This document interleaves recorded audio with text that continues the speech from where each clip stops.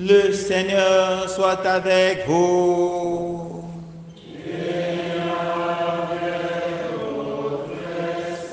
Évangile de Jésus-Christ selon saint Matthieu.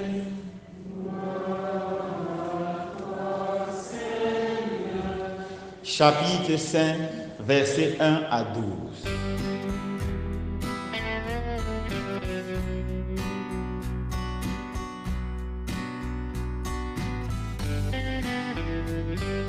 En ce temps-là, voyant les foules, Jésus gravit la montagne. Il s'assit et ses disciples s'approchaient de lui. Alors, ouvrant la bouche, il les enseignait. Il disait: Heureux les pauvres de cœur, car le royaume des cieux est à eux. Heureux ceux qui pleurent, car ils seront consolés. Heureux les doux, car ils recevront la terre en héritage. Heureux ceux qui ont faim et soif de la justice, car ils seront rassasiés. Heureux les miséricordieux, car ils obtiendront miséricorde. Heureux les cœurs purs, car ils verront Dieu. Heureux les artisans de paix, car ils seront appelés fils de Dieu. Heureux ceux qui sont persécutés pour la justice, car le royaume des cieux est à eux. Heureux êtes-vous si l'on vous insulte et si l'on vous persécute, et si l'on dit faussement toutes sortes de mal contre vous à cause de moi.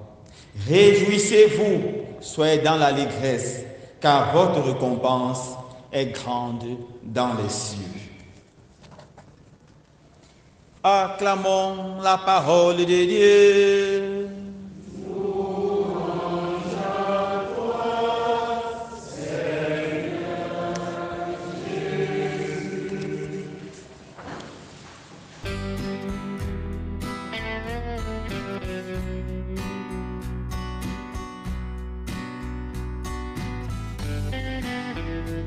Chers frères et sœurs bien-aimés, bonsoir à tout le monde.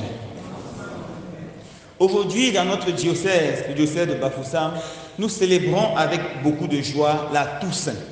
En fait, la Toussaint a eu lieu le 1er novembre. Mais compte tenu de l'importance de cette fête, le diocèse a bien voulu qu'elle soit renvoyée à ce dimanche, ce 32e dimanche, afin qu'elle soit solennisée, afin que tous les chrétiens vivent cette grande fête et que tous les chrétiens tirent tous les bénéfices spirituels de cette grande fête. Alors, qu'est-ce que c'est que la Toussaint? Comme son nom l'indique, la Toussaint est une célébration pendant laquelle nous acclamons, nous fêtons, nous célébrons tous ceux et celles qui sont déjà dans la gloire du ciel, dans la gloire du paradis. Vous savez, dans le calendrier, il y a quelques saints, mais en fait, il y a beaucoup plus, beaucoup plus. Dans la première lecture de ce jour, Saint Jean nous dit qu'il a vu d'abord une foule de rachetés. C'était 144 000 personnes. Chacun venait des 12 tribus d'Israël. Et les témoins de Jéhovah aiment souvent s'arrêter pour dire qu'il y aura seulement 144 000 personnes qui seront sauvées. Mais comme ils sont forts, ils oublient la deuxième partie du verset. Et il continue en disant: et il a vu une foule innombrable que nul ne pouvait compter, tous vêtus de blanc. Ils venaient de tous les pays du monde, toutes les langues, toutes les races, toutes les nations. Et il a demandé: mais qui sont-ils? Qui sont-ils? Et on lui a répondu: c'est ceux-là qui ont vaincu, qui viennent de la grande épreuve, et ils ont lavé leurs vêtements dans le sang de l'agneau. C'est ceux qui ont vécu comme vous sur la terre, qui ont vécu comme nous sur la terre, mais qui se sont efforcés à vivre selon l'enseignement du Christ. Et ils sont déjà dans la gloire du ciel. Beaucoup de saints ne sont pas canonisés, ils sont méconnus ou même pas connus. Beaucoup ne seront jamais canonisés, mais ils sont dans le cœur de Dieu et ils vivent au paradis. Peut-être nous avons eu à connaître des saints dans notre vie, nos parents, grands-parents ou arrière-grands-parents. Peut-être nous avons rencontré des personnes dont la vie était une lumière. Peut-être ces personnes ne sont pas canonisées. Aujourd'hui, c'est l'occasion pour nous de nous rappeler de ces personnes, de les célébrer, de les exalter. Quand nous célébrons les saints frères et sœurs bien-aimés, c'est un rappel fort que tous les hommes sont appelés à la sainteté. Le Concile Vatican II a insisté sur ça. L'appel universel à la sainteté. N'ayez pas peur d'être des saints. Souvent, on a pensé quand on était jeune qu'un saint, c'est quelqu'un comme un mystique à la limite. Quelqu'un qui ne mange jamais ou qui mange une fois par mois, passe tout son temps à jeûner. Quelqu'un qui fait tellement de miracles. Quelqu'un qui fait des choses extraordinaires, qui marche sur l'eau. Quelqu'un qui n'a jamais péché dans sa vie. Ça, c'est faux. Ce sont les fausses images du saint. Le saint ou la sainte, c'est quelqu'un comme vous et moi, qui avec ses limites, ses faiblesses, s'est rapproché de Dieu. Le saint, c'est quelqu'un qui a vécu une relation d'amour avec Dieu. Certains saints ont rencontré le Seigneur au soir de leur vie, comme le bon larron. Et sur la croix, après une vie de péché, qui se tourne vers Jésus et qui supplie, Seigneur, Seigneur, souviens-toi de moi quand tu seras dans le paradis. Et Jésus l'a écouté avec joie et Jésus l'a accueilli. Certains saints ont rencontré Dieu au milieu de leur vie. On voit la pécheresse de l'évangile. C'est au milieu de sa vie qu'elle rencontre le Seigneur. Et elle commence à suivre Jésus radicalement. On voit beaucoup d'autres saints. Charles de Foucault, qui était un soldat, qui était quelqu'un de violent, mais qui à un moment a rencontré le Seigneur et tout a changé. Certains rencontrent le Seigneur dans leur jeunesse. On voit le cas de Saint François Xavier, qui était un jeune avec tous les rêves, les ambitions du monde. Il voulait être riche, il voulait être puissant. Mais un jour, il passe une nuit avec son ami Ignace de Loyola. Il raconte toutes ses prouesses, comment il sera grand, il sera puissant. Et le matin, Ignace lui dit, à quoi sert à l'homme de gagner l'univers s'il vient à perdre son âme? Cette parole remplie de puissance du Saint-Esprit vont transpercer le cœur de François. Et François va entrer dans un chemin de conversion profond. Il sera un grand saint. C'est-à-dire encore le Seigneur dans leur enfance. On voit le cas de Dominique Savio qui se convertit très jeune et qui devient un très grand saint. Oui, frères et sœurs bien-aimés, chaque saint a son histoire. Mais l'une des choses que j'ai le plus aimé avec le pape Jean-Paul II, c'est qu'il a tellement canonisé. Dans son pontificat, il a montré aux gens que la sainteté est possible.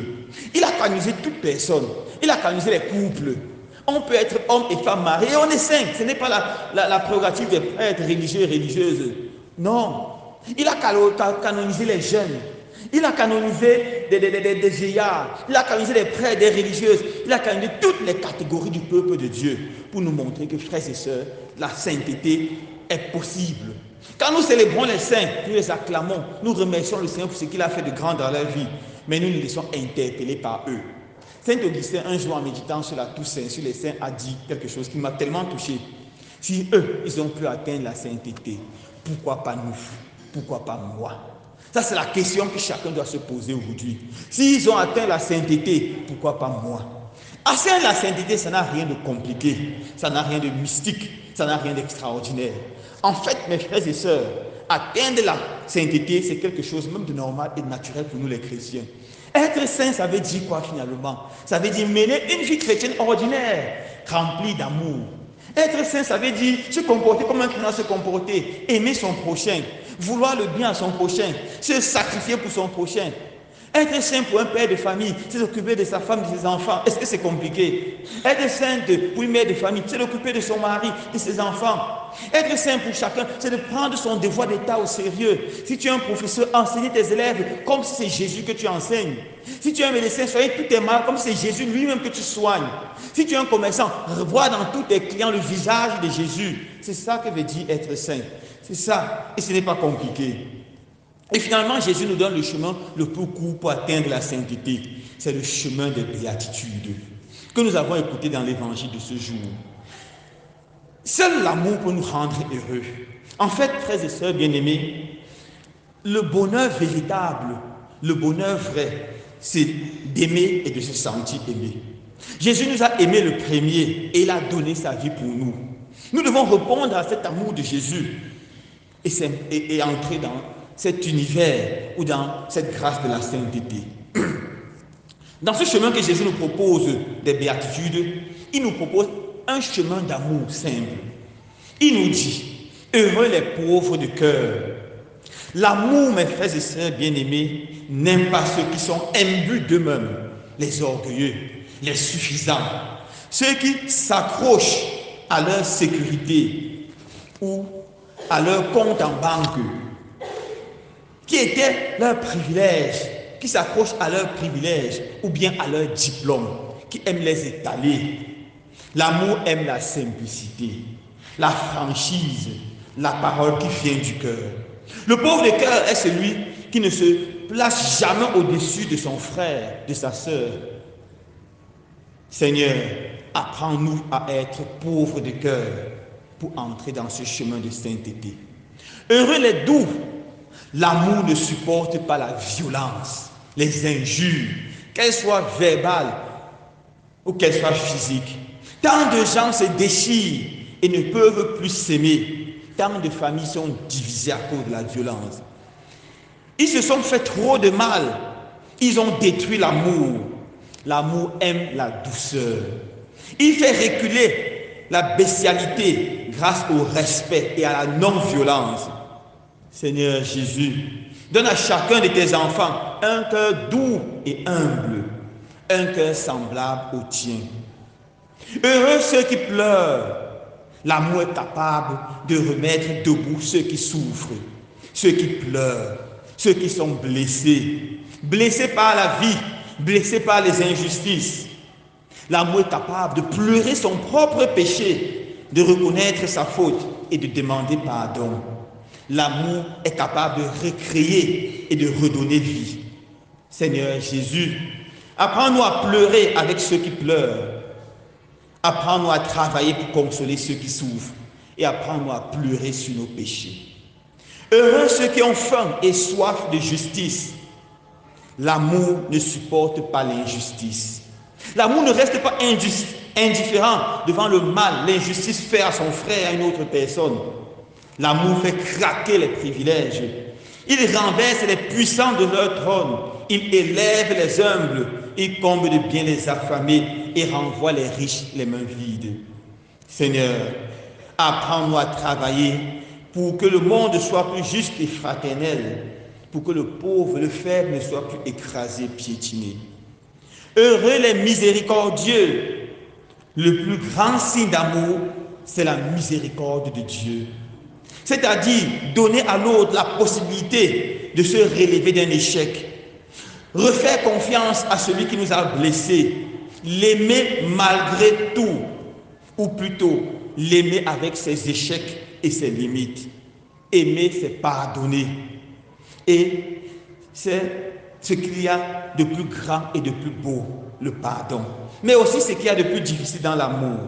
Seigneur Jésus, apprends-nous à pardonner à ceux qui nous ont offensés, ceux qui nous offensent au quotidien. Apprends-nous à demander pardon à ceux que nous blessons. Heureux les cœurs purs. Les cœurs purs sont les cœurs entiers, totalement donnés à Dieu, des cœurs sans partage. Je ne peux pas en même temps aimer quelqu'un et lui faire du mal, des coups bas, dire du mal de lui dans son dos. Seigneur de gloire, purifie nos cœurs, purifie notre façon d'aimer. Heureux les artisans de paix. L'envers de la foi ou le contraire de la foi, c'est la peur. C'est la peur qui conduit à la violence. L'amour est la seule force capable de refuser la peur, de refuter la peur et de construire la paix. Aimez vos ennemis, aimez ceux qui vous haïssent, nous dit Jésus. C'est à l'amour que l'on reconnaîtra que vous êtes mes disciples. Seigneur Jésus, apprends-nous à être des artisans de paix, à s'aimer la paix partout où nous sommes. Seigneur Jésus, aide-nous à vivre les béatitudes afin d'être un jour compté du nombre des saints du ciel. Amen.